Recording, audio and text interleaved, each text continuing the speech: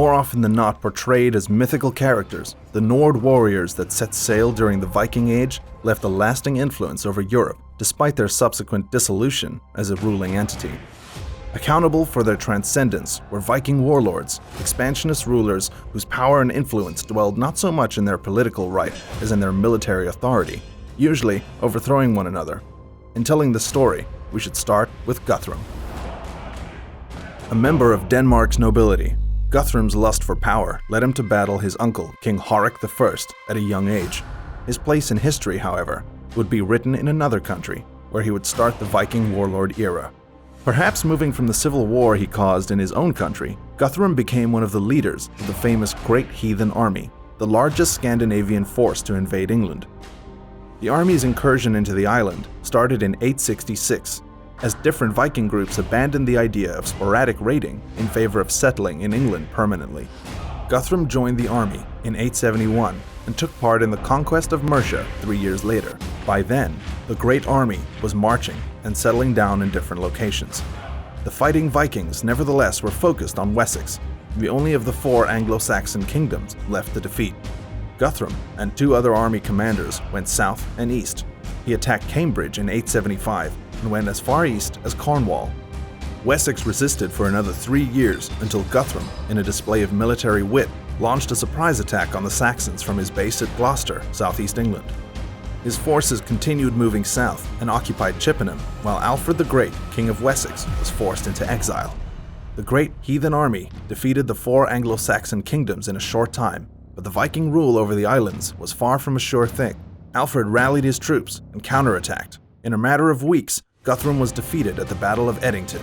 While it could have been frustrating for Guthrum, his defeat ended up legitimizing his conquest. He accepted being baptized under the name Athelstan. As a military leader, this was less a matter of personal faith than a political gesture. With King Alfred becoming his godfather, the 2 enemies made a treaty, leaving Guthrum and his followers to settle in East Anglia, east of Wessex. Guthrum's ruling of East Anglia attracted Danish settlers who would assist Viking armies while keeping the peace with Wessex and English Mercia. The Anglo-Saxon Chronicle states that after settling in East Anglia, Guthrum went to Francia, the Kingdom of Franks, and returned to England in 885 to attack Wessex a second time. However, Alfred succeeded in battle again, and Guthrum was forced to renew their previous treaty. During this time, the English territory subjected to the law of Danes, meaning the Vikings, including Guthrum's and other Viking rulers' lands, became known as the Danelaw. While there isn't historical consensus on the actual boundaries the Danelaw applied to, the treaty marked its territory as up the Thames and then up the Lee, and along the Lee to its source, then in a straight line to Bedford, then up the Ouse to Watling Street territory. In this way, the Danelaw could have accounted for as much as a third of England's territory. Guthrum died in 890. His attempt of conquering England marked a new time for his people, inasmuch as he was among the first Vikings to set aside raiding in favor of permanent territorial gain. Rollo of Normandy. In this regard, south of England, another Viking warlord was to replicate Guthrum's philosophy. According to Heimskringla sagas, Hrolf Gungur was the son of a Norwegian jarl. When his father died, Hrolf had to escape Norway, as King Harald Fairhair went after the land his father had left him. Still able to become a chieftain, the exiled Viking didn't have mixed feelings in beginning his raiding career. Hrolf raided the Hebrides archipelago, England, and Frisia, now the Netherlands, before setting his eyes on France in the late 9th century, when he became known as Rollo of Normandy. Now in France, his motivations changed. By that time, Vikings had been pestering France for many decades, and even besieged Paris in 845. Francia was their logical target, given that there wasn't much to raid north of it. Rollo decided to settle his base along the Seine River.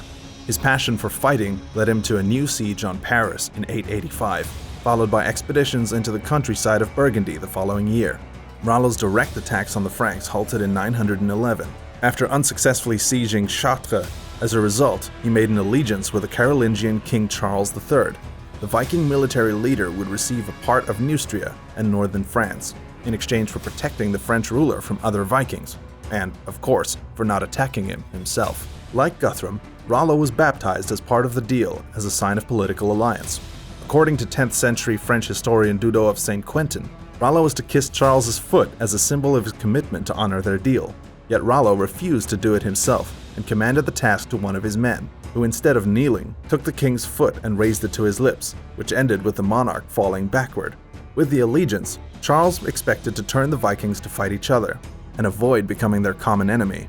Rollo wasn't afraid of playing his role, and held off other Vikings and Bretons alike. Still, by 924, he had extended his domains over the river Vivre and Bayeux. He was more inclined to acquire territory and fortify his domains than former Vikings. From being a renegade to a feudal lord, Rollo oversaw the local population of Normandy merge with the Vikings, or rather, the Vikings were assimilated by the locals, and not long after they adopted the local language and religion, Neustria became the land of the Northmen, or Normandy. Rollo died around 930, but the Normans would go on to greatly continue their expansion through conquests in England and southern Italy.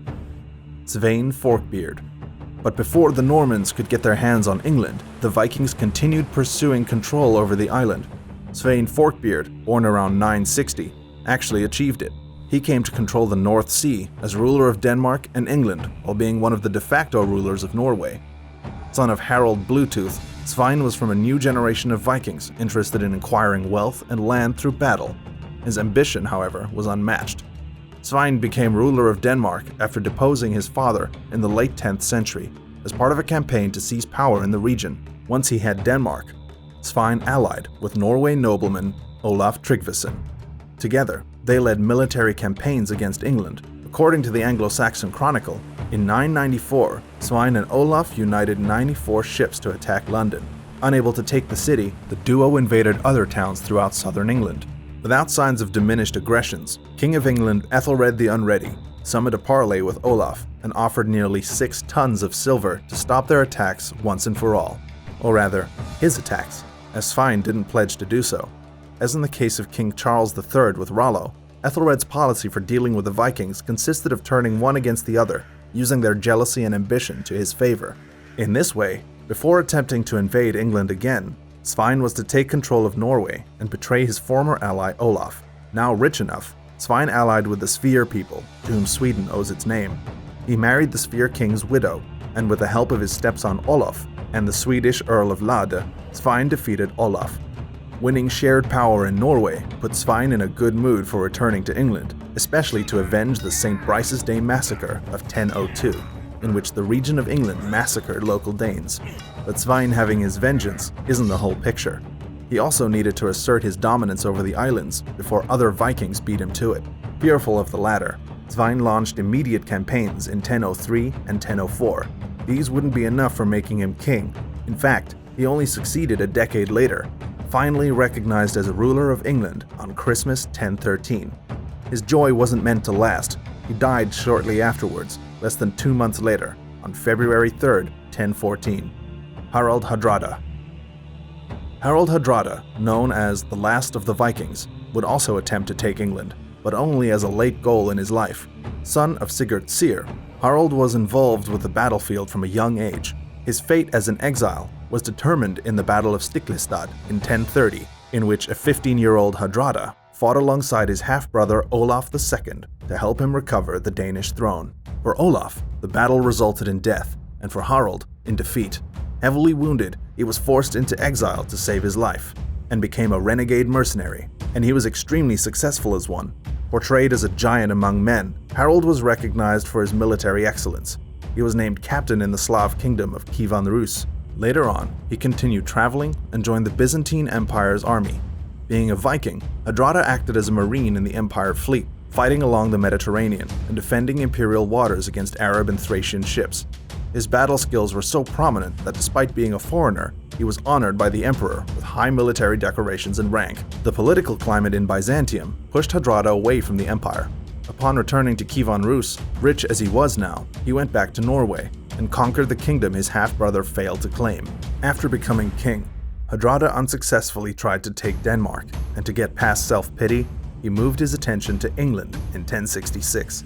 After landing on English soil, Hadrada captured York, waiting for reinforcements. His scattered army was surprised by the full Saxon army. Both armies, separated by a river, met on a bridge. According to the Anglo-Saxon chronicles, a Viking even taller than Harald himself kept the Saxons from crossing the bridge for more than an hour.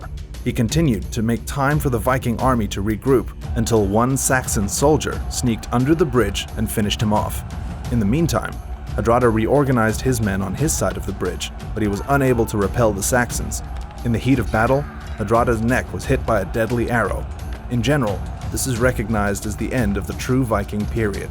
Ironically, only 3 days following the Battle of Stamford Bridge, Norman King William the Conqueror, great-great-great-grandson of Rollo, reached England. William subsequently defeated the Anglo-Saxons at the Battle of Hastings and took the crown of England. For more videos on the most amazing, forgotten parts of our history, be sure to subscribe to the Intrigued Mind channel, like the video, and leave your suggestions in the comments below.